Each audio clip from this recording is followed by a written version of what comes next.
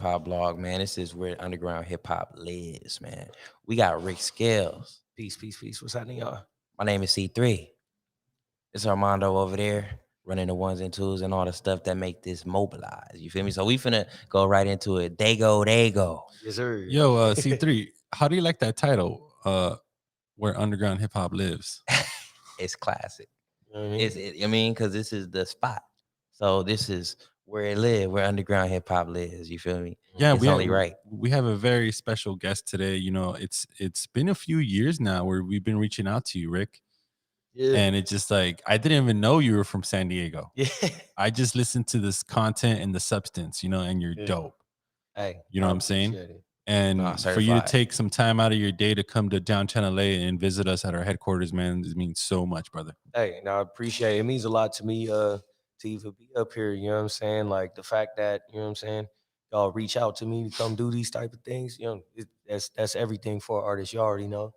Nah, off Absolutely. top, off top. We just did a mic session, right? Yes, It's sir. going to come Yeah. out in the next couple weeks. You know what I'm Mhm. saying? Be on the lookout for that. Let's talk about that record. Hey. Talk about that record. Like, you know what I mean? What was the you know what I mean, the inspiration behind it, first of all. Well, so my producer and the other half of the group 18 Scales that I'm part of, because like people assume that like I'm not necessarily a solo artist. I don't have solo music. I do all my stuff with Quasar. That's my bro. Um, and the day that Kobe died, he had made this beat, and like he made it. Like he was like, dude, like he's a super Lakers fan. You know what I'm saying? Shout out to my man Ralph, dog. But and so he's just like, he was in the zone and he was like, I'm gonna make a beat. And he made it, he played it for me. And I was like, yo, this shit is amazing. Like, I need to do something to it. So, The day that Kobe died. you know what I mean? That was a rough day for a lot of people, man. You know what I'm saying? But so I just started trying to figure out where I was gonna go with it. And then I just came up with this line, you know what I mean? Oh, you a poster boy? Yeah, you a poster boy. Boy. How you Uh-huh. gonna get it sitting up, posted, boy? Uh-huh. And then I just started thinking about like what that could mean, you know what I'm saying? And then you think about, you know what I'm saying, niggas fuck around, put you on a poster, you know what I mean? People will hear that and think like, oh, you talking about kidnapping and murdering niggas, but when you watching the NBA, what happens when somebody get dunked on? Oh, they put them on a poster, you know what I'm saying? So it's like, so I'm talking super spicy, you know what I'm saying? And I was just things that I experienced in my journeys as an artist, you know what I'm saying? Where it's like, people got views and shit, and some people think they're bigger than other people, and they can rah-rah, and, you know what I mean, try to posture on you and stuff like that. And I just kind of thought about a couple situations and I wrote around it. And then the second verse was on like basketball type part. But you know, niggas trying to play me flaking as the foulest, catch him in the nose, the crowdest, fuck around, starting malice in the palace, as well as free, willing to coach before I'm out there. You know what I'm saying? Like that was just like a lot of times I try and conceptualize stuff, which for me, I feel like writing isn't hard, it's finding what I'm gonna write about. You know what I'm saying? Yeah. That just kind of flowed out. Because then from there you got the feel. You Yes, know? sir. Man, that's magic. That's magic. Look, man, see, that's what I'm talking about. You heard it right from the source. How did that record with the two legs come out? Man, How did that come about? Like, shout out to T-Rex. He was working with Water the Plants when he did the album Lost Day, and he was rocking with C-Ray, the San Diego artist and promoter and everything else guy. And Is C Ray the cat that runs with Twisted Insane? nah, it's Kill C-Ray, my bad. Yo, a lot of rappers be having similar. you gotta add them. You You know gotta what I'm add all talking the about, right? names. Yeah. Okay. With Kill C-Ray. He they built a relationship. We was working together, and for whatever reason, like Two Max was like, bring him through. So I went You down. featured on with Two Max. It wasn't Yeah. just like you got him on a track with you, or Yeah. so he had to feel like, you know what I mean? Yeah, it was cool because I had a good deal of run-ins with him. Matter of fact, my first show ever, like I opened for Two Max, which I was saying the song, you know what I'm saying? I was 19 years old and I opened for him and a bus driver at the spot called the Metaphor Cafe in Escondido. Shout out to Phil Valdez. But yeah, so Two Max had me come up to LA for like a couple days with Water the Plants. You know what I'm saying? Shout out to Omar. and we was up there for like a week and like working on the EP. That song was actually supposed to be on the EP that I was doing there with them, and then it just ended up not falling through. Like he parted ways with them, and then I just didn't feel comfortable being there if he wasn't there, since he was the one that brought me in. Right. So like we Understandable. just kind of scrapped it. So there was like 4 or 5 little joints, and then that was one of them. And then he was like, "Yo, can I put this on the project?" And I'm like, "Nigga, yeah, nigga, what the fuck?" Hell yeah, you put that shit on there. You know what I'm saying? But shout out to 2Max, man. He's a good dude, man. I just did a show with him in Ocean Beach. Like I like to say, it was October 13th. 2Max is a legend, man. He a Super legend. legend. He been out here for a long time. A lot of artists got that same, you know what I mean, story opening up for him. You know why? Because he out here. Yeah. You know what I Yeah. mean? And he's a good dude. Like he really cares about, you know what I'm saying, music. He cares about dope artists, good people, and he'll try and put you in a position if he can. And that's fly. I appreciate that about him. And it's not like he's like my super mega ultra, like, you know what I'm saying? But he shows love all the time. You know what I'm saying? When I see him, and it's just reciprocated. You know what I'm saying? Shout out to 2Max for real. Shout out to 2Max, Word man. up. Hey, don't forget, man, we got merch right at the bottom down there. Support the Underground Hip Hop Blog, man. We, you know, it's hoodie season right It's now. cold outside. You need that.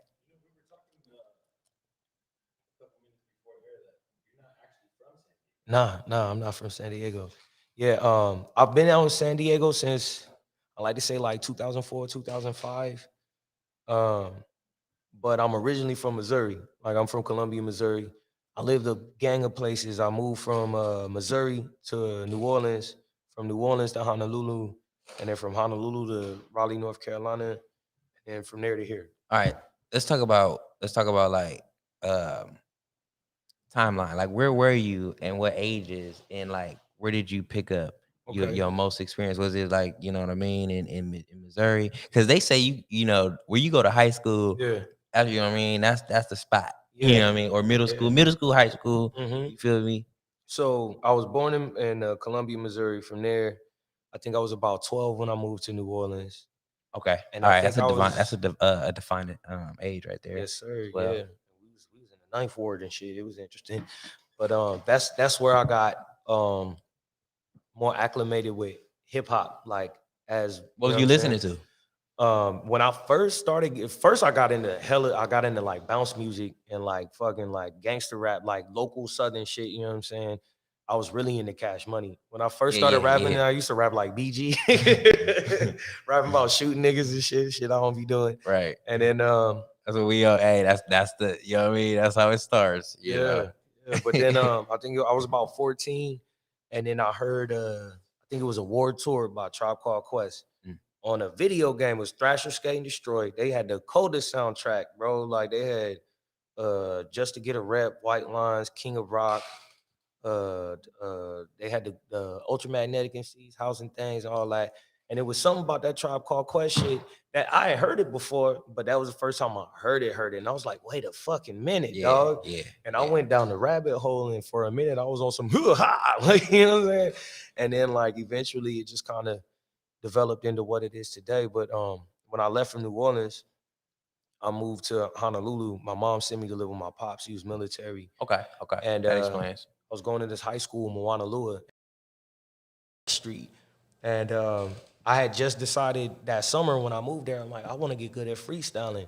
Cause I was trash. I was super, you know what I'm saying? Like, I'll be the dude, I'll start rapping, niggas be like, oh, here this nigga go. Shut the fuck up. Like, you know what I'm saying?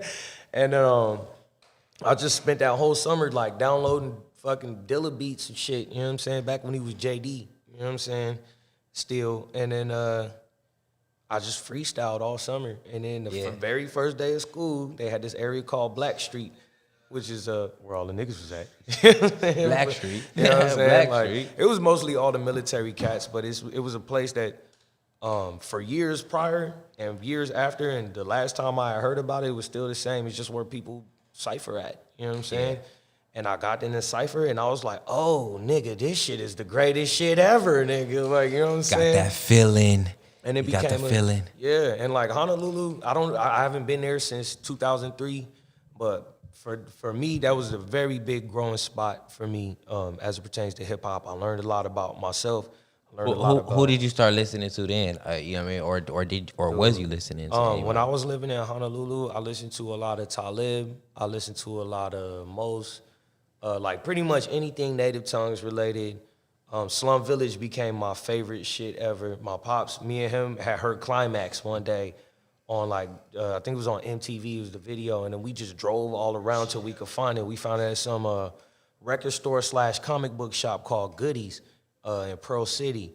And then that was my shit. Yeah, So it was like, goodies. yeah, that the Roots, Things Fall Apart was in heavy rotation. Mad Busta Rhymes, like Busta Rhymes, everything. That's probably my favorite hip hop artist. Busta Rhymes, yeah. Okay.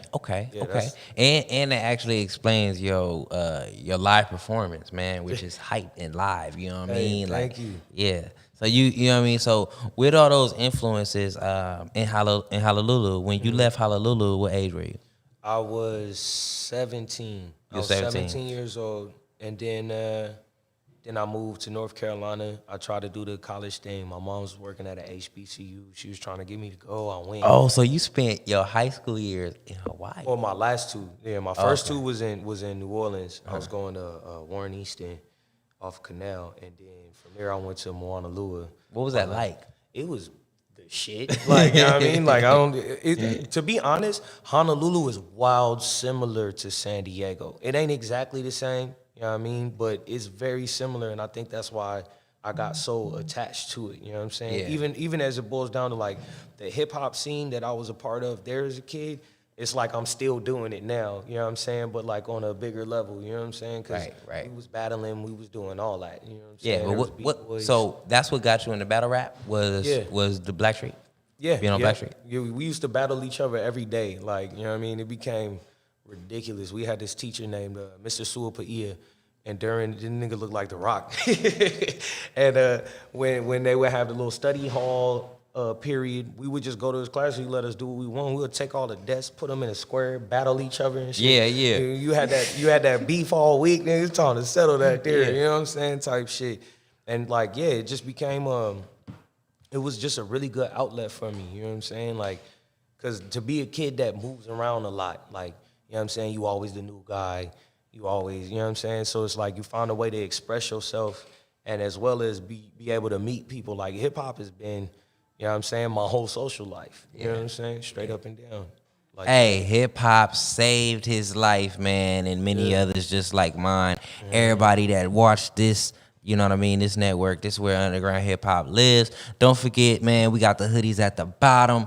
It's hoodie season right now, man. We got a show coming up this Saturday, Night of the Living Dead. Cool Keith, Catch One. Friday night. Look, oh, he called me. Look, Friday night. Look, man, be there, you know what I mean? October 29th, we got Kool Keith headlining with Head Crack of Dish Nation. Pause One, Michael Hex. Myers, ooh. Hex, who Iron else? Shine, Shimon Cassette, and many more. and many more. You know, Yeah, it's talking gonna be about live. shows, man. Like, I noticed, you know, you love performing, Yeah. Yep. right? Hell yeah. I noticed that you were on the Rhymefest, on the Cypher Effect many times. Yeah. Like, I think it was, I did. More than twice? I did twice, and then I think I, like, kind of hosted one. Okay. Yeah. That's what's up, man. Yeah. No, like, that's yeah, a shout out resume. to Cypher Effect, That's that man. resume, man. Yeah, like what's some of the things that you wanna do down the line? Like, you know, what's some goals for Ric Scales? I mean, I want to do it all, man. Like, to be honest, one thing that I've been noticing is just like I've been feeling like I've been having the ability to help people. You know what I'm saying? And I think that's something that I want to get to. You know what I'm saying? Because you probably ain't gonna rap forever. You know what I mean? I'll probably do music forever. I'm probably not gonna rap forever. But having the connections and being tapped in with venues and I like being able to put people on shows and put money in people's pocket. You know what I mean? Right. Especially because it's a lot of janky ass motherfucking promoters out here that'll charge $15 at the door and only pay the headliner. That's goofy. Stop doing that. Pay your fucking artist. You know what I'm saying? So That's real. Like, I started throwing my own shows. My man DJ Root. Shout out Milky Wayne, because that's where it all got started. My man Milky Wayne, San Diego legend. He helped me you know, locked down my first venue and stuff. And then he passed the torch to my brother DJ Root, who throws BattleBot, which if y'all ain't aware, if y'all ever in San Diego, BattleBot is an event that happens MC battles, DJ battles, beat battles, and breakdancing battles all in the same night. It's fucking ridiculous for $10. And this is in San Diego? In San Diego at the Casbah. Yeah. Man, it seems like there's a better underground hip hop community in San Diego than in LA, dude. Yo, San Diego got a fucking crazy B-boy scene. The DJ scene is dope. The underground hip hop scene is crazy. We used to have wild fucking ciphers. We used to have this thing, this cat, Preacher Verse Choir, had this thing called Cypher at the Park, which evolved to the homies from Park and Rec throwing this thing called Cypher at the Hostel. And it's like literally all local and mostly local producers come and they just bang out beats, and they got mics and there's fucking 40 rappers passing that shit around, drinking Hennessy. Like we were really rhyme training out there for a minute, man. Like I heard that. I like to use that term, rhyme training. Yes, sir. Yeah, you know what I'm saying? The brain's a muscle. You know what I'm Absolutely. saying? Absolutely. You know what I'm saying? Like once you learn to think, you know what I'm saying, more witty, you know what I'm saying? Like you get better at it, you know what I'm saying? So like, and that's how we do it in Dago. It didn't used to be like that, but we're getting to that point where it's like, if I see you and I'm like, he's dope, but he be rapping over his vocals and shit, I'm not finna be like, yo, fuck that nigga, bro. Like I'm gonna be like, hey, bro, that shit's real dope. But I noticed like you knew all the words to your shit, dog. Like you don't need to rap over your vocals. Like why don't you get you like, you know what I'm saying, a hype man or something? And it's like we give each other advice. And you know much what I'm saying? respect for you to actually approach the artist and give them that constructive 100%. criticism. Some people don't like that shit. You know what I'm saying? And that's fine. I ain't mad at him. Like, I ain't gonna be like, yo, like, da-da-da-da. But at the end of the day, like, if you trying to make it, you know what I'm saying? And I feel like I see something that you could do better to make yourself better, I'm gonna tell you that, and I would hope you would do the same for me. You know what I'm saying? Like, So you would straight pull up him to the side after the performance and you're like, hey, look, bro, don't be rapping over your shit. Absolutely. Absolutely. I do that Mondo, shit. not like that, man. He probably gonna be like, you know, like, hey, bro, you know, it'll appeal better if you do it this way. Yeah, I do it, you know what I'm saying, with diplomacy. You know what I'm saying? Right? Yeah, me, I'm a different beast, bro. I'll pull the artist to the side and be like, hey, bro, I'm never booking you again. Yo, that's straight- Mondo. That's Mondo. I mean, when I throw shows, I do tell people, I'm like, hey, dog, like, don't rap over your vocals, like, straight up and down. Like, and I've had a couple artists is like, there's one song, they're like, yo, I just didn't have the files. I had to do that song, though. And it's like, yo, I get it. You know what I'm saying? But for the most part, yeah. I consider that an excuse. I've heard that excuse so many times. Yeah. But look, there's certain venues where you could do Mark that. Ford, Like come on, Rick. Like All if we're performing at a banging ass strip club, Mm-hmm. feel free to rap over your shit, bro. You know what I mean? You know what I'm saying? Nobody cares. They're not there for the raps. They there for the tickle bitties. Yeah, I feel that. But yeah, like it's one of those things for me. Like what we're trying to do out there is we're trying to build like something. You know what I'm saying? Absolutely. And it's like we're not organized like that, but I feel like we got everything that, you know what I mean, LA got, we got everything New York got, we got everything Houston got, we got everything Atlanta. You know what I'm saying? Like, Well, you know, to me, I'm gonna be honest with you. I consider it like tribes. Yeah. You know, there's a strong tribe of underground hip hop out there in San Diego. Like I don't. It's so spread out here in LA, dude. Everyone just tries to eat off of one another. out That's there, man. 100% right, man. It's going to New York, man. They actually a lot more unified out there too. Yeah. You know, but the thing is, the music is just drastically different everywhere you go. You know, so you know, I guess everybody just want that LA sound still. I mean, So who's the tribe out there from San Diego that you rub elbows with, that you know, make music with, or you network with? Are there like a pocket of MCs or people, business people that you actually consider your tribe out there? absolutely. There's a lot of people that I work with and deal with. Like my main focus is with this crew called What's Today. what's today? And it's my man Dre Trav and Penny. Shout out Dre Trav and Penny's. They started this back in the day, and it eventually brought me into the fold. But my producer Ralph Quasar, he has a group with Dre Trav called Callians. Oh my fucking God! If y'all don't go check that shit out after y'all watch this interview, y'all bogus. They about to drop their third project. It's amazing. And then so Ralph Quasar, he MCs too. And then so there's like kind of two crews. It's like a crew of MCs and a crew of producers. What's Today and Wizards Only. And we all kind of, you know what I mean, mesh. My boy Skinny Vinny, aka Wizards Barbell. Only. Yeah. My brother Amal D. Shit, I could go on forever. Cause and Emphasize. Odessa Kane, them Red Lotus Clan brothers, Scatterbrain. I love them dudes. Kill C Ray, Kali. There's tons of people. You know what I'm saying? I could list them all, but No, I off air. Remember, I was telling you, like, when someone mentions San Diego to me, you know, there's only like a few MCs that come about. Yeah. Right. And I'm gonna tell you these two. First one is Twisted Insane. Yeah. And of course, he's a legend. You know, he's apparently the fastest rapper alive right now. Word? Yeah, like he's on the #1 spot. I did not know that. I'm Above slipping Twista. on my Dago Above history. Twista? Above Twista, above Eminem Busta and shit. Rhymes, and all of them. He's the #1 spot. And then the #2 artist is Desi Hollow. Dizzy Hollow dope as Now, fuck. do I have the right to mention those names? Like, do you feel Absolutely. like Desi Hollow has the enough credentials for someone like myself who's not really familiar with the San Diego scene to kind of point him out? Like, look, that dude's been around for years. As far as I know, he reps Oceanside and San Diego. Yeah, like, he's Oceanside. killing it over there. Yeah. Yo, I don't personally know Dizzy, but I definitely am familiar with his work, and yeah, absolutely, he's super dope. You know what I'm saying? Like, I like his music a lot. I like the shit he does with Mitchie Slick.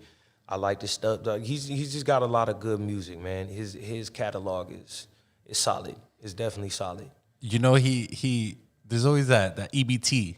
EBT The boy. EBT barbecue. Yeah, he always mentions EBT in all his lines and shit. I'm like, yo, that's just hard.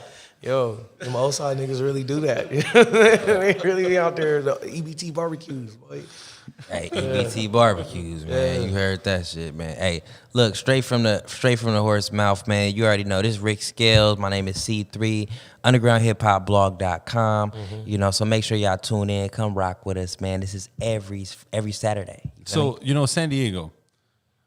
Has there ever been any big names coming out of that city, bro? Because I'm not really familiar with that joint. J.O. Felony. Okay, J.O. J.O. Felony? Yeah, J.O. Felony's from Dago. Wow. Yeah. Rob Stone. You know what I'm Stone. saying? Okay, With the chill okay. build. And I feel like niggas sleep on Rob Stone, like, in general. Like, he's dope. I like him. You know what I'm saying? Like, for real, for real. I don't know him personally. I met him, like, once or twice. I think it was at the... Give me some more names. Who else from Dago? Ooh, Scatterbrain. Not L Scatter, but he's the cat that L Scatter battled, which is why L Scatter got the L in front of his name. Shout out to him too, because I respect that. They battled for the name, and he took the L and put it on his name and used it for the rest of his life.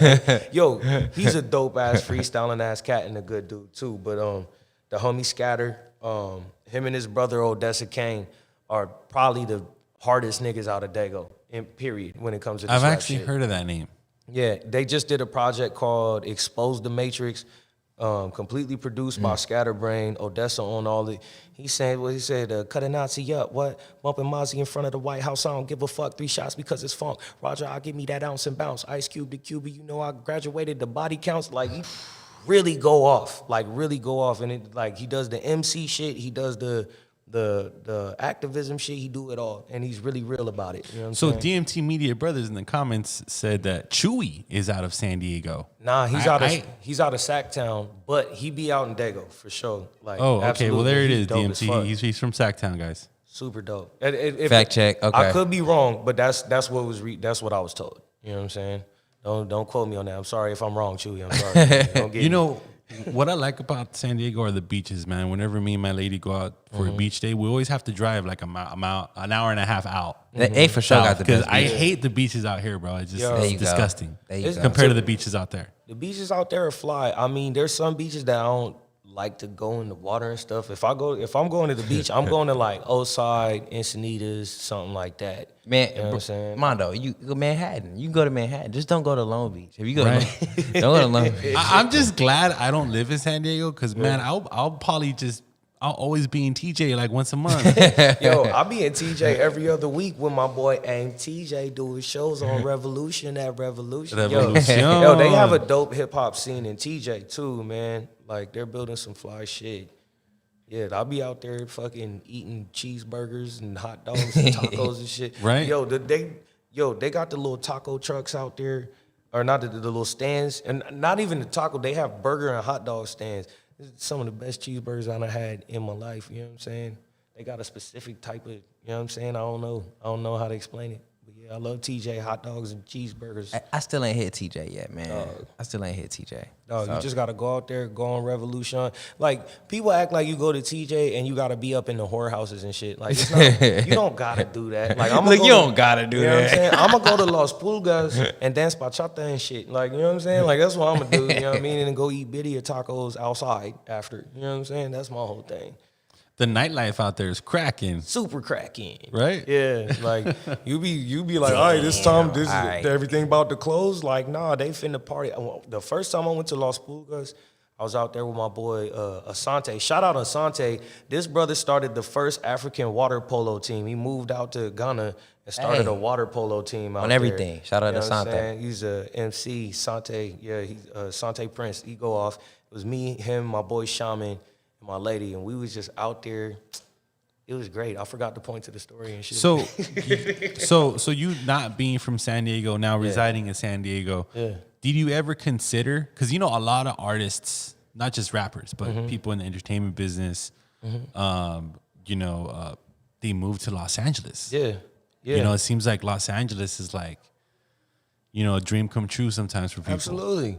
Now, have you ever considered that? Like, was that part maybe of the plan prior to moving to San Diego, or you're like, look, I want to go to SD? Like, I went there because that's just where I ended up. But I loved it so much, I'm like, I'm not going nowhere. And then, like, people tell me all the time, like, why don't you go to L.A.? I'm like, I go to L.A. all the time. It's a 2-hour drive, nigga. Like, you know what I'm saying? Like, I could always go, you know what I'm saying? Like, because like you said, like, you didn't even know that I wasn't from L.A. And that's not the first time I've heard that, you know what I'm saying? Because it's like, yeah, I come up here. Like, I'm going to come up here. You know what I'm saying? Like, straight up and down. If motherfuckers want to do it, let it be known. If you want to book Ric Scales for a show up in Los Angeles, Riverside, the Inland Empire, whatever, you know what I mean? I'm down. He can make you know it. He can make it. Just give a nigga some bread. You know what I'm saying? Did we break down the whole 18 scales thing? Like, Nah. Is that a group, or are there like 18 of you guys or some shit? It's just 18 of me, you know? No, it's literally just me and Ralph Quasar. It came about, I was working with his brother, Will Spliff, who, like, he was making beats and stuff. He actually taught Quasar to make beats. And then one day he was like, nigga, I don't want to rap. He didn't say nigga because he white. But but he was like, I don't really want to do music like that no more. I want to be a carpenter, which is cool because he built us a cold-ass studio. You know Hey, man. Hey, that's what I'm saying. Everybody do something. This is a rose. But he tapped me in with his bro, who I knew as a rapper. He used to go by 18 cents. And as a rapper, Quasar is, oh my God, he's really good. He's a really dope rapper. He got a project out that y'all should check out if y'all can find it. It's called Lazy Astronauts, produced by my man Gabo Nano. Shout out to Gabo, Wizards Only in this motherfucker. But we linked up, and as soon as we linked up, we was like bros. And it became like we just up in the lab every week together, you know what I'm saying, doing a couple songs. And then one day we decided we were just going to be a group, you know what I'm saying? And then we didn't have a name for it. And then we were on the Crappy Awesome podcast with Kill C. Ray and them. And then that's what we came up with the name as a joke, like, because it was like, you know, J-Liv. We're both like really big like Dilla fans, like Stone's Throw fans. So we were joking about, you know, just putting our names together. And at the time he went by 18 cents. I go by Ric Scales, so it became 18 Scales, you know what I'm saying? And then he immediately changed his motherfucking name. You know what I'm saying? He changed his name to Ralph Quasar, like, right after that. I was like, for real, dog? So far, what's some of your favorite things that you've accomplished, you know, in the last 10 years? A lot of things, man. Like, I mean, just being able to be in San Diego, a spot where, you know what I mean, at least they used to not necessarily fuck with, you know what I mean, out-of-town cats coming into the scene, and then, like, to be able to come in there and do the battle raps and all that and get to the point where people really fuck with me. Like, that in and of itself is, like it's my driving force damn near, you know what I'm saying? That's, like, my favorite accomplishment and then my second one is situations like this. Like, you know what I'm saying? To be able to come up to L.A. and have Armando be like, yo, like, we want to get you up here for a minute. You know what I'm saying? Like, those type of things are important to me. Also, fuck, Opening for KRS. That was a super. How'd you like the verses? I'm still trying to digest it. You know what I'm saying? Like, cause I'm over analytical. I felt like KRS tried to out catalog him, but it's like it's Big Daddy Kane. He's a performer. You know what I'm saying? Like, and KRS is a dope performer and stuff, but it's like don't leave it to the crowd. Like, especially in not in today's, you know what I mean? Because they don't connect with KRS-One as much. You know what I mean? Let me put it this way. They don't connect to KRS-One, but they connect to performers more. So you're right. If you go out there and you know what I mean, you're getting watched by a performer every day. It don't matter how good you rap, how many classes you got. If the person next to you is finna drop the mic on the floor and then pick it up, and then you thought you're like, oh, this nigga just psych, nigga, I did it on purpose. Oh, like you can't just beat him by out rapping him. You have to do the extras. Like you got to. That's like, a real you know shit. What I'm saying? That's a real shit. You know, I noticed, you know, a statement that you commented on when I was talking about certain sounds of hip hop right now. And man, like I notice you're a critical thinker. You see right through the bullshit, like when it comes to propaganda, influence, etc. When it comes to sounds of hip hop, and I couldn't agree with you more. That you know, there's certain elements in this hip hop music business where white supremacy is key. Absolutely. And they're trying to, you know, just continue to push that garbage ignorance.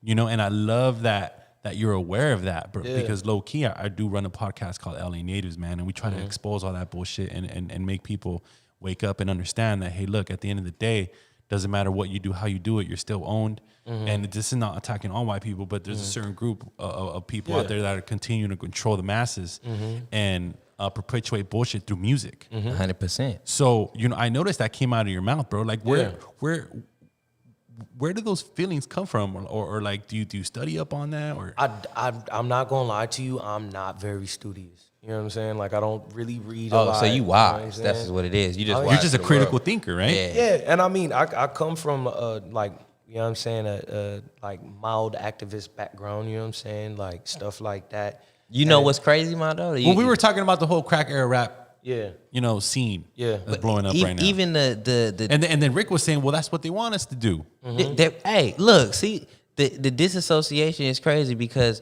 you don't even have to study. You just gotta have common sense. That part. You know what I mean? That Some part. real shit. Like, and it's like if you tell me about the prison industry complex, and you look at, all you have to do is look at the world. You know what I'm saying? Because everything that's going on in the world, like we done hit a point. I feel like in the past, like 15 to 20 years, where like art stopped imitating life and life started imitating art. You dig?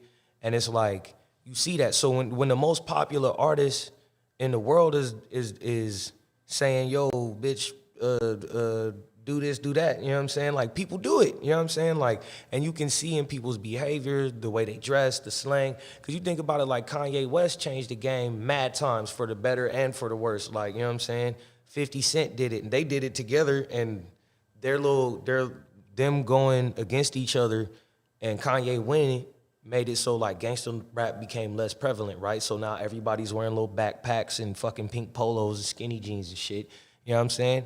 Which, you know what I'm saying? That's cool, you know what I'm saying? Like, I don't necessarily have a problem with gangster rap sonically. I love some gangster rap. You know what I'm saying? you just stating how the timeline but I definitely happened. believe that, you know what I mean, a lot of the stuff that's portrayed in those songs come directly, you can trace it directly to white supremacy. Absolutely. You know what I'm saying? Absolutely. Like gangbanging, drugs, all that comes from white supremacy. That's facts. And it's crazy though because it's a book called The Falsification of African Consciousness, right? So it's like when you take one's history away from them, you take their soul. So if they don't have a history to solve problems no more, you know, because that's what they're gonna use. They're gonna use what they've been taught, you know, all their life in order to solve problems. So like if you take a group of people and from their natural place, habitat, and then forcefully though, and you know what I mean, and then allow them, you know, just think that their mind and mental, spiritual well-being is just, you know, is going to be intact. That's It's impossible. It's you know impossible. what I'm saying? And that's like what we were talking about. Like, yeah, like I will listen to some Benny the Butcher. To be honest, I don't listen to a lot of rap these days at all. I'm listening to mostly oldies.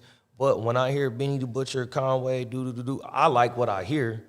But also with anything, you know what I'm saying? I look at music and it's like when you see that people that aren't from that, and then they start gravitating towards behaviors that they heard in these songs, particularly the younger cats, you know what I'm saying? It's like, yeah, like these people are jumping on a path, you know what I'm saying, that's literally rooted in white supremacy. Like gangbanging comes from people trying to protect their neighborhoods that got infiltrated, and then it became this other thing, you know what I'm saying? We all know that the CIA did, you know what I'm saying, with the crack epidemic. Right. So we rapping about shooting niggas, we rapping about selling crack. All that's white supremacy, like flat out. And Right. I mean, I hope that don't offend nobody. And if it do, I mean, whatever. Well, damn.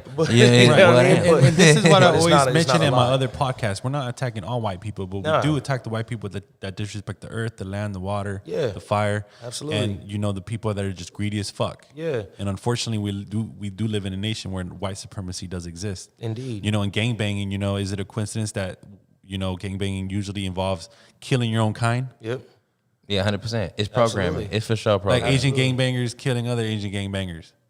Black gangbangers killing other black gangbangers. Cholo Vato Mexican dudes killing other Cholo Vato Mexican dudes. And it's a motherfucking shame, you know what I mean? Like, and I'm Which essentially derives from the influence, I believe, in music. Yeah. Like you were mentioning the story Absolutely. about, you know, out of nowhere, everyone became a gangster at your school. Yeah, right? when 50 Cent came out, everybody high school, when 50 Cent came out, everybody was thugging. Niggas was getting their ass whooped. Everybody started wearing Timberlands and do-rags and shit. It got intense. You know what I'm saying? yeah. For a couple years. And then Kanye yeah. dropped and niggas mellowed out. You know what I'm saying? When Jesus Walks came out, they're like, all right. There you go. That's We some put real on shit, this though. little ass backpack. But you know, to have a foundation like that and to be aware of the situation, it's so profound, Ric Scales, because it's like you are for the youth, you know? Like when you bump into a new rapper that's probably 16, 17 years old and you listen to his content, you know, it could sway one side or the other for you. Yeah. You know what I'm saying? And you might have to consult this child and be like, hey, look, bro, like, you know, I've been in the game, bro. You don't want to follow that path because it might be glorious at first, but, you know, walking around with the strap all day, every day is not a It's good not look. the shit. And it's the thing. I think that also people get it fucked up because not everything that you hear from a gangster rapper is necessarily a glorification of that shit. Sometimes it's just people telling their story too. Like you take into consideration the Nas One Love third verse. You know what I'm saying? We talk about, you know, they told me Nas niggas call me busting off the roof. It does, to me when I hear that verse, it sounds like he's reflecting on it and being like, damn, that shit's wild. The situation that we're in. Shorty's laugh was cold-blooded as he spoke so foul. Only 12 trying to tell me that he liked my style. Like, you don't say shit like that and be like, yeah, that's the shit. Like, you already know he's saying that like, damn, like, this is what we on, huh? Fuck. And, like, you know but what the I mean? thing is, it's just, you know, hip hop is just a reflection of what's going on, you know. Absolutely. And the narrative, I like how you use both sides, like playing devil's advocate. Yeah. But just to like look at it from another angle, also, those stories, sometimes that's all they know. You Yeah. know what I mean? Absolutely. And then you know, in order, it's someone's reality. Yeah. You know, the reality might not be the best reality, but it is a reality. You know. what I'm saying? You know, but that's why hip hop is so beautiful though, because it allows different art forms and different cultures to, and I'm talking about subcultures within cultures to Yeah. live. You know. Indeed. And you know what I'm saying? Like I was saying, like, yeah, I definitely believe that a lot of things that happen in gangster rap and gangster culture in general has roots in white supremacy. You know what I'm saying? Like it's Well, you know, they created it. yeah. But it's Hold up, wait a minute. It not only gangbanging, but let's talk about Islam for a second. Yeah. You know what I mean? Just to go a little deeper into this. You know, it was a white man, you know, and this is fact. We can look this up online, you know, Ford Muhammad. You know, he's the one who taught Elijah Muhammad. So we you know what I mean? Like white supremacy is the root of this country. and whether they trying to give us little jewels, unless it come back from our root, then it's not legitimate. You know what I'm saying? And to all the people of the Yakubian persuasion watching, you know what I'm saying? Like, it's definitely not like a anti-white thing, you know what I'm saying, to say that. You know what I'm saying? It's just facts. Yeah, not at all. You know what I'm Not saying? at all. Not at It's all. just facts. Like, I'll let it be known right now, in my opinion, there's shitty people in every race. There's shitty people in every movement. There's people within, you know what I mean, the struggle that are shitty ass humans. Like, it doesn't, like, you know what I mean? Like, and there's also, you know what I'm saying, like, people that are good. Like, in every instance, Right. you know what I'm saying? Right. Like, that exists, and, you know what I'm saying, we would be remiss to not say that. What made you guys create Wizards Only? They created that before I was even a part of that. You like, we're gonna have to get Gobbo up here, you know what I'm saying? Yeah, Holler yeah. at him, Hey, you know what I'm saying? I want to 'Cause know, man. That's dope. Yeah, That's dope. I like never that. had that convo with him, to be honest with you, because like, I just go. I get with people, I go. Yeah. And then sometimes the conversation will come up and it'll go that way, and if it don't, it's like, nigga, it's just what it is. You know what I'm Right. saying? Type shit. But yeah, like the Wizards Only, it's just a bunch of dope ass producers. Shout out Gobbo, Dunga, fucking Half. Tall Dark, Tall Dark, my nigga Big Jig. He just had a baby too. Congratulations. Oh, fatherhood, man. You know what I'm Fatherhood. But yeah, like Wizards Only is just a bunch of really dope, talented producers. Like the beats that you heard from my man Ralph, like we're all kind of in that kind of vein. You know what I'm saying? Like, How did it start for you? like that. Hip hop. Like how did hip hop start for you? Like when was that day? It was that day on Black Street. I'm telling you, that was the day. I was like, oh, I'm not gonna stop doing this shit. And it's like, we were talking about it off air. It's like you have that moment when you're young where you're like, I'm gonna do this forever. And then you start really trying to do it, and then you start seeing all the politics and all the weird Right, shit. right. You're like, I don't know if I got Right. patience for this, you know what I'm saying? But like my first I'm gonna do this forever moment was my very first cipher. Yeah. That was it. And then like, it took me forever to realize that you could actually be a real artist. You know what I'm saying? Like, it was a super hobby, you know what I'm saying? Super time-consuming hobby for me at one point. And then it started becoming like, oh, this is like a job. You know We what see it at the highest tier, you know what I mean, with Yeah. Michael Jackson and Tupac and these icons and stuff. But we don't understand, like, musicianship is you know exactly what it is. It's something it's a journey, you know. It's everywhere. And it's the thing in my mind, like, everybody's capable of it. You know what I'm saying? That doesn't mean everybody's good at it. But that doesn't mean that you can't be good at it neither. You know what I'm saying? I feel like a lot of people just have a lot of trouble finding their voices and how to put you know what I mean, put it out the way they want yeah. to. You know what Oh, I'm yeah. saying? That's why I never try and discourage people from making music. Some motherfuckers is hopeless. You know what I'm saying? But that's just, you know what I'm saying? Maybe it's a chemical imbalance. I can't call it, you know what I'm saying? But, I mean, I feel like everybody has a voice. You know what I'm saying? Straight up and down. So, you know, when I hear your music, you know, I think of boom bap. I think of new cutting edge boom bap, not the old school type of boom bap, but you add a different element to the boom bap with your sound. You know, you're a lot more edgy. You're a lot more modern compared to the quote unquote old school. Yeah. You know, and it's, you know, especially you mentioning ultramagnetic MCs. That's like, I can't believe that group came out of your mouth, man. Yeah. That's super old school. Yeah. So that being said, like, where do you categorize your style of hip hop in this multi-genre business that we're in, dude? I don't even know what to call it, to be honest, because I do know that our music isn't like everybody else's music. It's definitely, like, a lot of people say that we're boom bap, but I don't think that, I don't feel like, when I hear boom bap, I think like Gangstar. You know what I'm saying? I think MOP. I think, you know what I'm saying, Pete Rock, CO Smooth, you know what I'm saying? And we Jay definitely Jay Dilla. And it's like, we take influences from that. Because as for me, like, I started as an underground artist, you know what I'm saying, on the underground classics and shit, you know what I'm saying? That's where my heart is, you know what I'm saying? But that's definitely not my whole sound, you know what I'm saying? Like, as it pertains to what we do with 18 scales. It's for sure not trap. Right? Nah. But I mean, and sometimes there's a little, like, there will be influences here and there of, like, just maybe the cadences I use or whatever, you know what I'm saying? Like, and to be honest with you, I do have some unreleased stuff that I'm working on that's a little more modern and stuff, but I still try and keep it as me as possible. Because at the end of the day, like, that's just what it is. It's just a culmination of everything we love, man. Like, so I'll say it's more lyric driven than anything, right? More bar driven, bar heavy rhymes. For me, I would say I don't feel like I'm super bar heavy. I feel like it's more the delivery of it. You know what I'm saying? Like, cause content is extremely important to me, right? But I don't think I'm like a Royce the 5'9" barring ass nigga. Like, I don't think I'm finna sit there and hit you with that. For real. You know from listening that especially Posterized, you know, the thing that I really like about it is that it's more so the delivery is unique. It's like this, you know what I mean? You still got this abstract delivery. Yeah. It's not like it's not a structured delivery form. You know what I mean? Yeah, because my whole thing, the thing that gets me the most about music, whether it's gangster rap, trap shit, drill shit, R&B, whatever, is like the swing. Yeah. Like, for me, it's all about the swing. 100%. I need that. You know what I mean? You gotta sway to it. You gotta get that sway. Like, and that doesn't mean you gotta dance to it or anything, but it's like, it's gotta have that rhythm. And like, part of that rhythm is the cadence. You know what I'm saying? But like, the words is always there. Like, I try to make sure I'm always saying something worthwhile.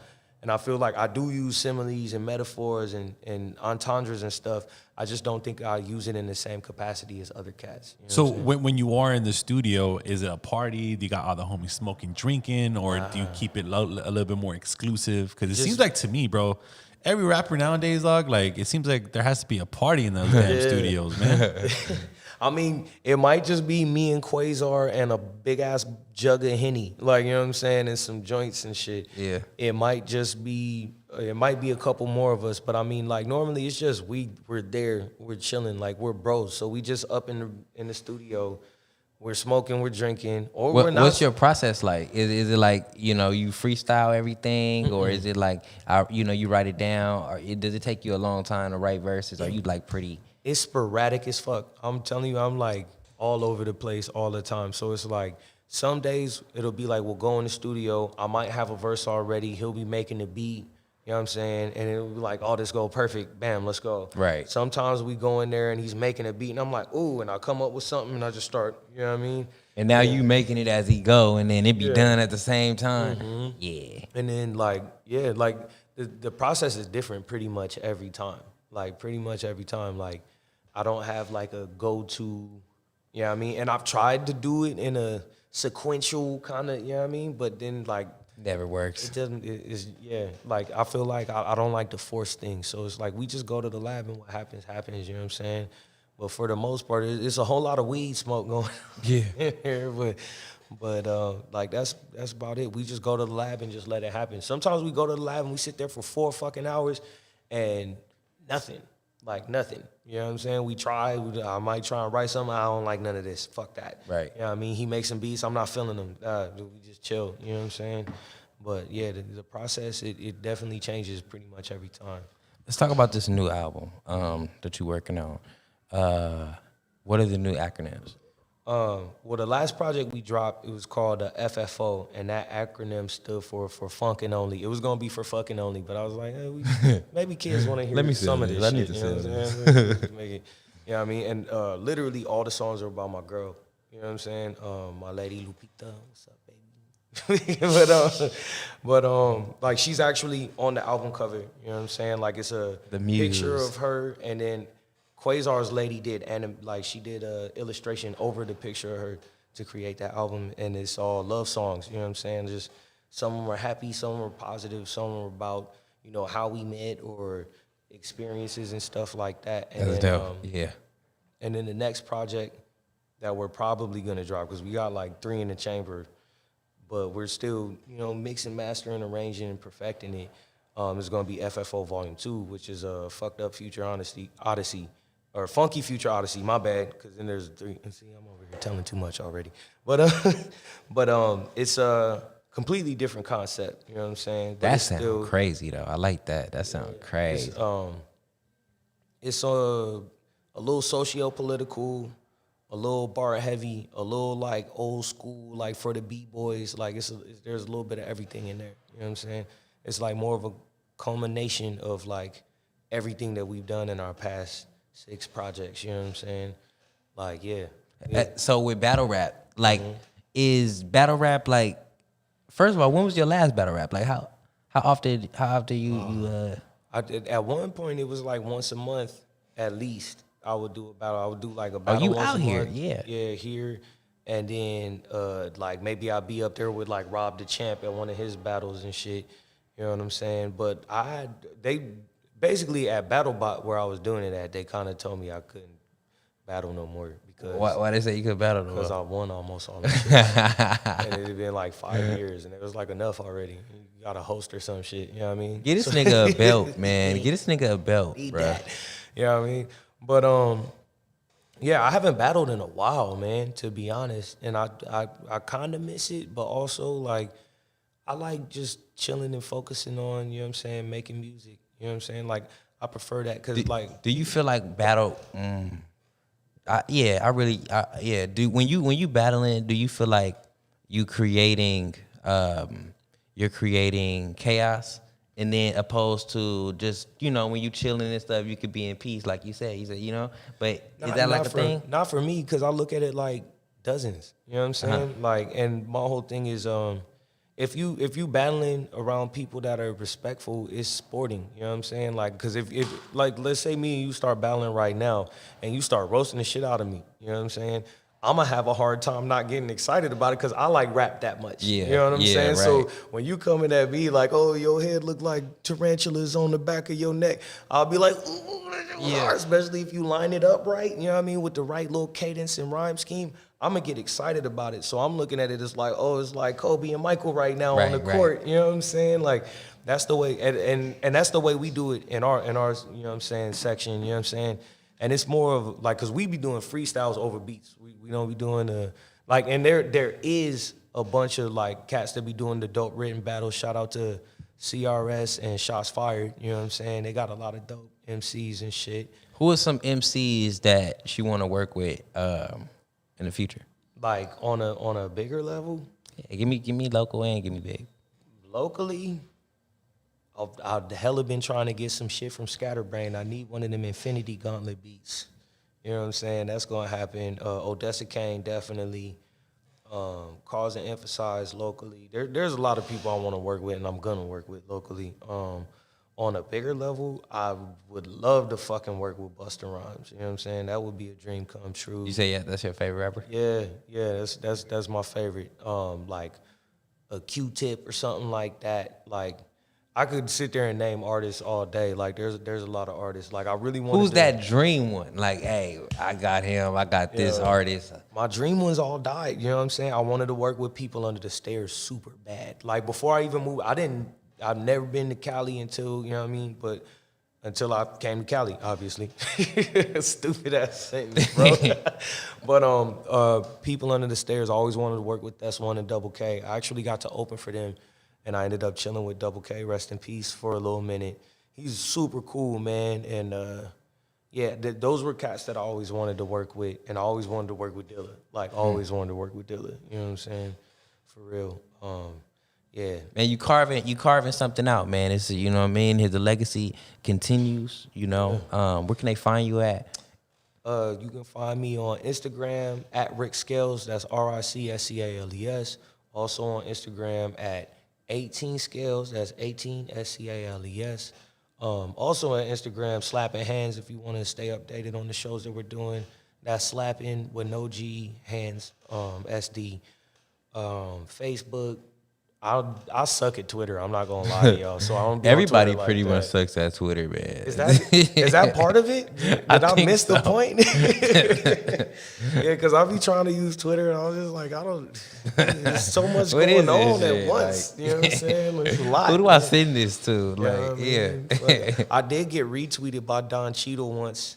That shit was tight. On Twitter. Yeah, that shit was live. Okay. That was one of the highlights of my life. I'm like, yo, Don Cheadle. I was making fun of, what's the dude from Taken?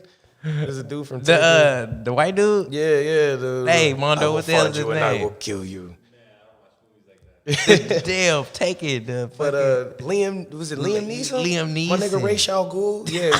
After he had told that story about how like a friend was assaulted and she said it was by a black dude, so he was walking around looking for a black dude. Yeah, I see that shit. And he was saying it like in a way where he was like, dude, I know I was tripping. I don't give a fuck what black dude it was. Like, but he knew he was tripping. He was telling the story, and it's like, maybe you should have kept that to yourself. And then I think I had posted something about it. I was like, hey, somebody come get your mans. And Don Cheeto retweeted. I was like, oh, Twitter's lit, bro. Yeah. And I was on there, and I was like, nigga, this shit is not what I thought it was going to be. I thought it was going to be a whole bunch of that shit. It wasn't. I don't know. Twitter's dead, man. Is it? Twitter's dead. Twitter's dead. I don't know, man. The black Twitter be lit, bro. That's a real thing? Yeah. I mean, it's just. Well, on Twitter. Okay. On Twitter, you know what I'm saying?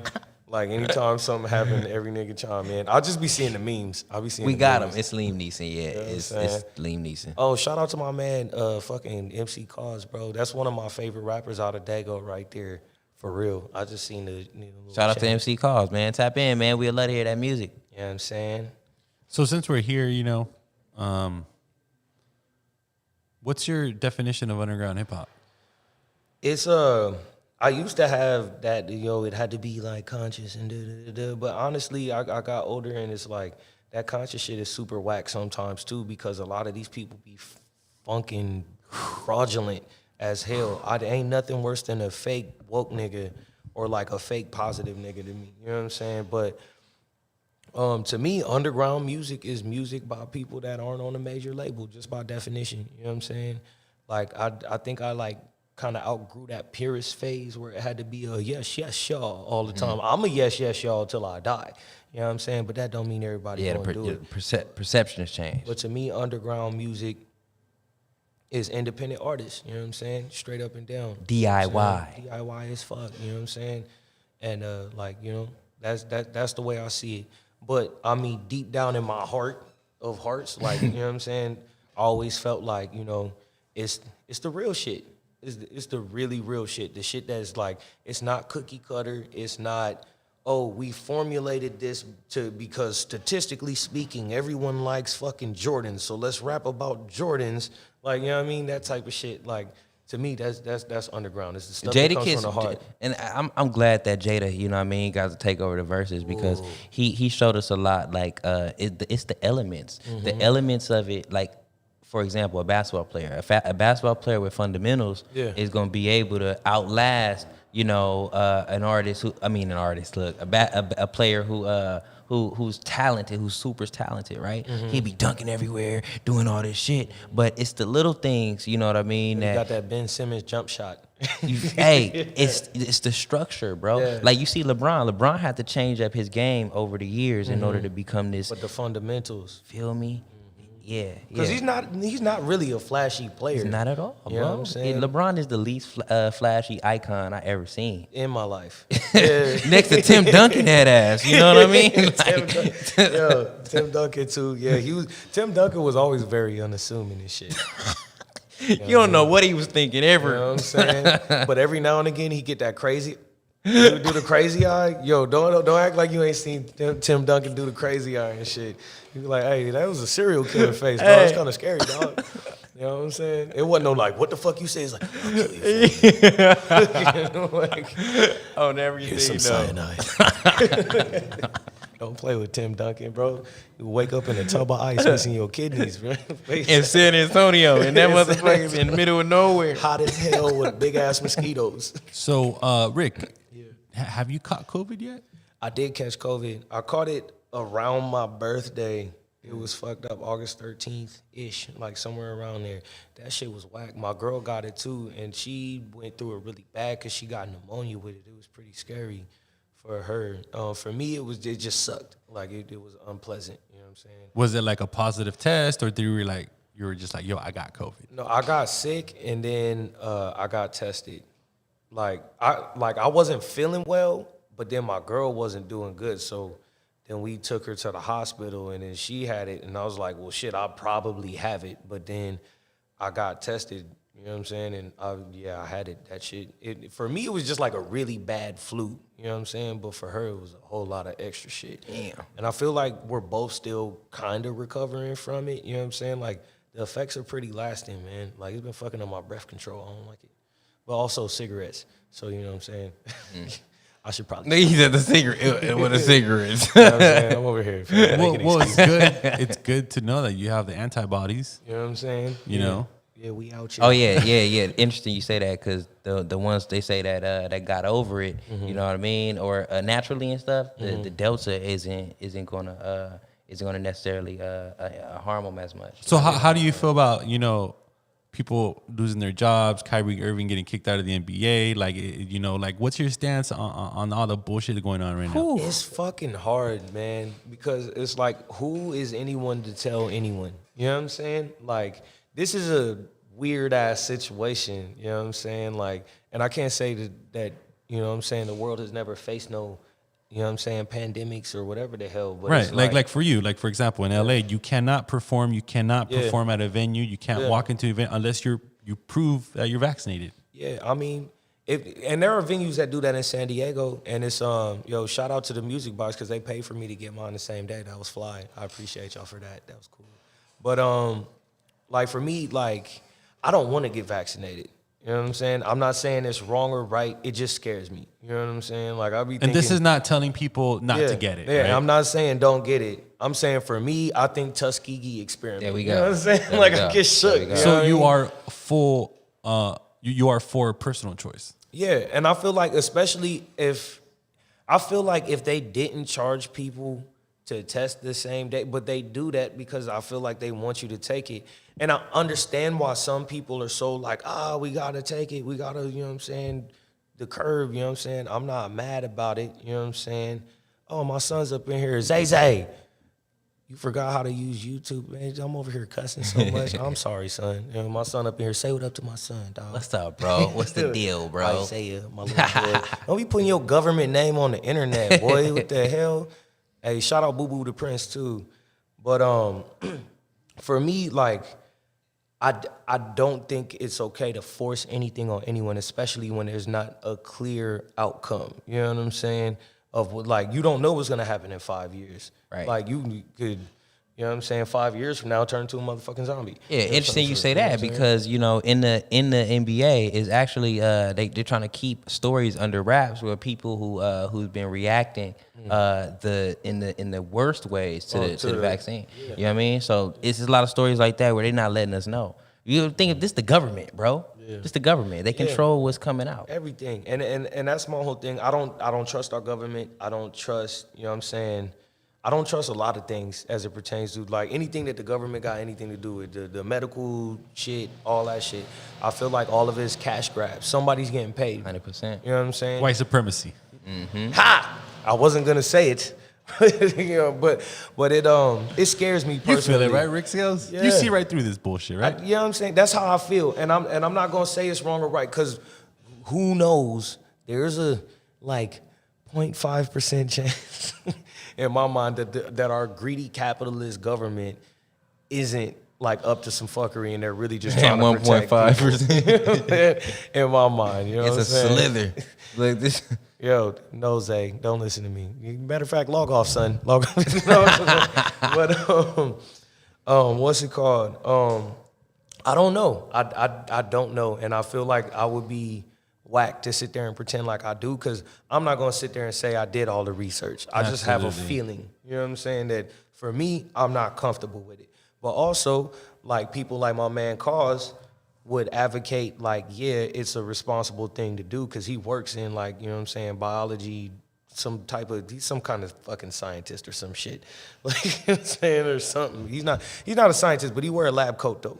You know what I'm saying? Yeah. But his knowledge, he's like, yo, it should be safe, you should be cool, like it.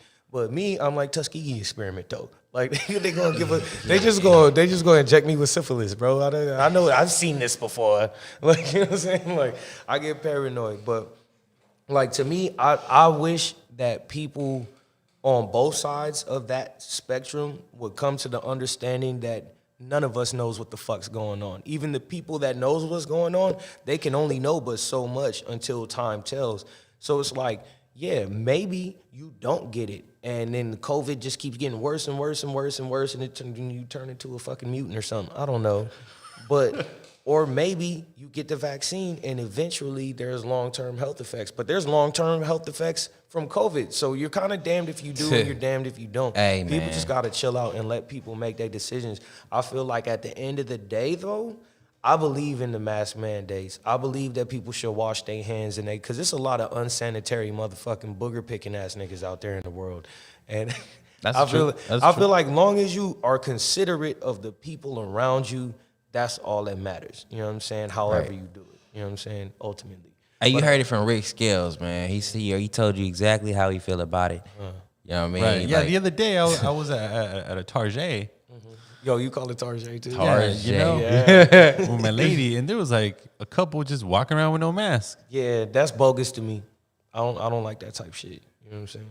Like, I feel like that's just inconsiderate. You know what I'm saying? Like, I understand that you don't like wearing a mask, but so what? Like, you know what I mean? If you wearing a mask could save a life, why wouldn't you? You know what I'm saying? As opposed to being inconvenient. I don't necessarily like wearing masks all the time, but I do feel like Sub-Zero, that shit's lit. You know what I'm saying? Get over here. You know what I'm saying? Type shit. But I mean, like, when I see people that are just flagrantly out there with a mask, like, even if you vaccinated, because you can still carry. Like, you know what I'm saying? You could be asymptomatic. You know what I'm saying? Like, be considerate. There's people out here with young babies. There's people out here with elderly folks that they're taking care of. Consider that. Like, I feel like... Off top. You know what I mean? Like, people need to consider... I feel like if more people in the world considered the person next to them, that there would be less problems in the world. You know what I'm saying? Yeah. No matter what we talking about. If we talking about financial shit, political shit, if we're talking about, you know what I'm saying, health. So I'm glad that you're the type of person that won't get coerced into getting something that you feel uncomfortable with. Because a lot of people are caving into that. And then, like, you know, now I heard there's people having, you know, vax regret. Yeah. Can you imagine? You can't even sleep at night knowing that they jabbed you. Damn, and you can't even sue. Right? It's in the speculations. You can't sue. That's even more reason for me to not take it personally. But that's just me. You know But then when they tell you that it can I'm just heal, assuming assuming the people who are not taking it, they're just waiting and hoping the day will come where all the restrictions are gonna go away. I just don't see that happening at all for the rest of our lives. I'm just gonna be real. That's how I see it. I don't mind wearing a mask for the rest of my life. I'll even throw some gloves in the mix. You know what I'm saying? The little rubber ones and shit. You know what I'm saying? I'm with it, bro. You know what I'm saying? I don't care. Like the whole quarantine, like, I was the most masked up motherfucker you ever seen. Now, granted, San Diego was lit all quarantine. It never slowed Parties down. every day. Yeah, man. Like, people were in Balboa Park throwing shows, no masks on, hugging each other. I'm like, ooh, you niggas is tripping. Let me get mine. You know what I'm saying? Like, but that's, you know what I mean? not in LA. Not in LA, man. Yeah. That shit was shut down. Did you ever fall into that whole, like, hey, dog, I can't hit that blunt with you, man? Yeah, absolutely. Absolutely. You know what I'm saying? I definitely... You had the solo blunts. Yeah, the solo blunt. And I'm not going to lie to y'all, bro. I don't even know how to roll or nothing. You know what I mean? I can't roll, so I just smoke out a little pipe anyways. You know what I'm saying? That's right. That's my little thing. That's definitely a lot more sanitary right there. For sure. You know what I'm saying? So cover your ears. God damn it. But yeah, like I definitely wasn't hitting people's blunt. There were certain people I'm like, I trust you, bro. You ain't got it. I'll smoke your blunt. That's probably how I got it. Like, if we're gonna be honest, I was out there like, yeah, bro, all right, cool. Yeah, you know, I think it's an attack on artists right now. You know, I've met a few headliners that refuse to get vaxxed, and they're losing thousands of dollars. And I applaud them for not caving into the coercion. Yeah, you know. That being said, unfortunately in LA, you have to prove that you're vaccinated, guys. That's the key word. Just you heard that? It. You heard that? Prove. But you can't do the like go get the test. No, and unfortunately in LA County, the negative tests don't work anymore. Oh wow, which is insane. Right? Look, I approve vacations. You know what I mean? I approve vacations, and I will have proof of vacations. I feel like everyone should have mandatory vacations. But this is, you know, a sign that everyone needs to be, you know, more independent. Absolutely. Right? Create Absolutely. a side hustle, or try to sell some, or try to make some music or some content. Well, I mean, this is the thing. I feel like where there's a will, there's a way. Because like now, while San Diego was hella lit the whole time, it wasn't like everything was open. It was like people took it into their own hands. And shout outs to the people that took it into their own hands in a safe way. You know what I'm saying? You know what I mean? And the people that didn't, you know what I'm saying? Well, I've seen a lot of shows where people didn't get COVID. And I remember during all that protest season, nobody got COVID that I knew. We was out there, baby. Like, you know what I'm saying? Maybe it was the tear gas. Maybe rubber bullets is the cure for COVID. Oh shit. Oh no. Well, since you did say on air that you're not vaccinated, hopefully, by January or February you don't get locked up, because that's how I see, the society going. Like, I think by next year, early next year, they're gonna start criminalizing people that are not vaccinated. I think that's gonna be even worse. I wouldn't be shocked, to be honest with you. I'm not gonna say keep going. I'm not gonna say that that's what was gonna happen, but I could definitely imagine it going that way. You know That's what my I'm saying? prediction. And if you ain't vaccinated, you might as well do it now. Do you feel like they're gonna ease off on the restrictions? Nah, like maybe when the numbers go down way more significantly, I don't know how that's gonna happen though. I don't see that happening. No, I don't see. Nah, bro, nah. You gonna have to get the little card and get the digital proof. But I mean, you don't have to do it. You feel me? I'm not even gonna lie to you. Like, I've been considering it super tough just because, like, I want to rap. I want to rap. I just want to rap, bro. Right. I just want to rap, man. That's all I want. I just want to rap. Can I fucking rap? You know what I'm saying? Like, can a nigga rap? This fool, Isaiah, you're bogus, bro. He just changed his name to My Father's Child. I hate you. Well, you being a father, like how do you feel about them trying to vaccinate the children? I don't know. I'm on the fence about it, man. Like, I don't like it, but I also understand where it comes from. It's like, I understand where the fear comes from. My son's vaccinated. You know what I'm saying? That was a decision that his mom was like, that's what she wanted for him. Like, he's going to school with a bunch of little dirty ass kids. Like, he's gonna get sick. And it was like, I didn't want him to get vaccinated, but I also wasn't finna fight about it because I understood the fear.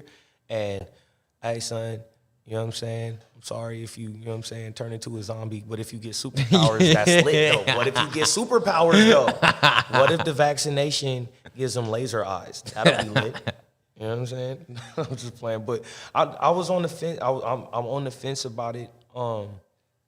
I definitely, all I can say is I don't want to get vaccinated. You know what I'm saying? I don't want to, but that doesn't mean that I'm not going to. You know what I'm saying? I completely understand, bro. I'm a father too. There was that player from the Warriors. I forgot his name, but he was kind of hesitant at first. He didn't get the vax, but then he ended up, saying that I was forced to get the vax. Who forced him? I wanted to play basketball. The NBA? Like how you wanted to rap? Yeah. I mean, to me, I feel like if I make the decision to get it, then that's me. Like, you know what I'm saying? Whether or not, because I mean, where there's a will, there's a way. There's always speakeasies. There's always a way to get. But it at out. least Live you weren't. streams. At least you weren't the first person in line, right? When it first came out. Hell That's no. a no-go. 'Cause I was trying to see what was going to happen to them niggas after they took it. I was like, They said vaccination. I might wait a minute. I'll just watch. You know what I'm saying? I just want to see. I just, if I can hold out for like another 6 months to a year, that would be lit. I just want to see what's gonna happen in the next little bit. You know what I'm saying? But there's a chance that nothing happens. You know what I'm saying? Because I mean, this isn't the first time that what I'm saying, people have been getting vaccinated and da da da da. It's not the first time, but it's the first time like this. Yeah. First time like that. That's what makes it eerie. That's what makes it. Because even the old people, they like shit. You know how they is. Like, is this happened before? Not this like, time. wait a minute. they made the vaccine in 2 weeks? I don't know about that shit. Is it FDA approved? No, hell no, nigga. No, I seen it. Hey, look, it on some real shit. My granny was telling me, like, oh, yeah, she know people that was involved in the Tuskegee Institute. You know what I mean? Yeah. That whole experiment and all that. So, bro, like, nah, man, we ain't got time to play. Because I've had people, because I brought that up and people have been like, well, how are they gonna know that you're black? Your social security number that you have to put on the thing. Oh, wait a minute. No, I'm glad you brought that up, bro. Because the thing is, look, everything that's FDA approved is FDA approved for one ethnicity. Look, man. For real? Look, think about it. I didn't know that. Look, now we finna get into it now because think about all the medicine that's on the market, right? They don't. Your biology is different from somebody else's biology. So if you gotta create like a character to create the vaccine after, you're gonna do it after the white people. That's what they've been doing for years. That makes sense. Now look, if they announced that the vaccine was black owned or Latino owned, like best believe, I think I would have been the first one to be like, you know what? Hell yeah. I'm not even gonna lie to you. I don't think I'm like, nah, it's still like, you know what I mean? It's still that capitalism, you know what I'm saying, medical field insurance nonsense. I still don't trust it. I don't care. You know what I mean? Because niggas will do you dirty too. You know what I'm saying? Real shit. You know what I mean? Look, man, what did it be Obama your say? own people. Hey, what did Obama say? He said, I'll get it in front of everybody. Like, nigga, what? I don't care. You know what I'm saying? Like, ooh. Watch, I didn't die. They inject him with water and shit. Like, this nigga. He got a saline injection. So this is a great conversation, guys. We got C3 in the building. We got the one and only Ric Scales right here. Just, out of San Diego, man. It was an honor and a blessing to have you in our building, brother. Yo, it was an honor and a blessing to be here. You know what I'm saying? Hopefully it ain't the last time. So, guys, get your tickets for October 29th. I believe Friday night. We got the legendary Kook Keith of the Ultra Magnetic MCs performing live at the Catch One. Housing. Right? I think we closed the Rome Streets show. We're about to announce that. Underground Hip Hop Blog is going to be hosting the Jay Worthy event in December, and then the Conejo event in December, and then the Killer Army event On the 8th. and on January January yeah. 8th. And we're just steamrolling through shows, guys. And this is what we're all about, trying to, keep underground hip hop alive the best we can. So stay tuned in. This is every week. This is where underground hip hop lives. Lives here.